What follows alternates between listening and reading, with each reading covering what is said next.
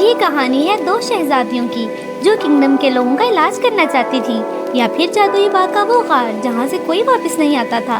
کیا شہزادیاں میجیکل پوٹ حاصل کر پائیں گی یا نہیں، جاننے کے لیے اسٹوری کو دیکھیے۔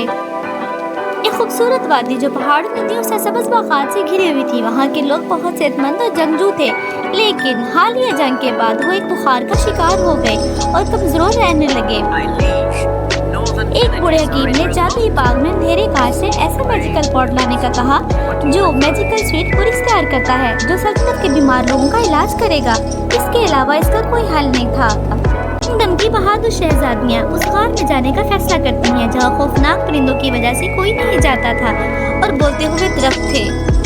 جادوئی غار میں خوفناک پھل اور پھول اڑ رہے تھے اور ایسے میجیکل بٹرفلائی سے جن کے پر روشن تھے، ان کی برسرار ماحول کو خوفناک بنا رہی تھی۔ لیکن شہزادیاں ہمت سے آگے بڑھیں۔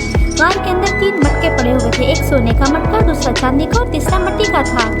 خوفناک آواز گونجی، اگر تم نے راک میڈیسن چوز کی تو تم اس غار میں بھٹکتی رہو گی۔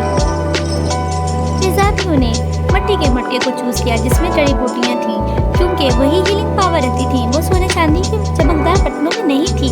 میجیکل کلے پوٹ اٹھاتے ہی غار کا بڑا دروازہ کھولا اور لال رنگ کا الو بولا، میں تم میں سے ایک کو کھا جاؤں گا۔ دونوں بہنیں رونے لگیں اور کہنے لگی، پلیز مجھے کھا لو، میری بہن کو چھوڑ دو۔ لال رنگ کا الو ان کی قربانی کو دیکھ کر خوش ہوا اور ایک کسان میں بدل گیا۔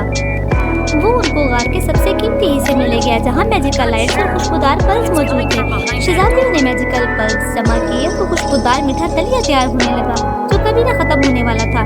اس میٹھے دلے کو لے کر وہ کنگڈم میں پہنچی اور اس کی خوشبو سے سبھی بیمار اٹھنے لگے۔ دیکھتے ہی دیکھتے رہا اور کنگڈم کے تمام سپاہی گہرے بخار اور کمزوری سے صحت یاب ہونے لگے۔ یہ دلیا جو کبھی نہ ختم ہونے والا سب کا فیورٹ بن گیا۔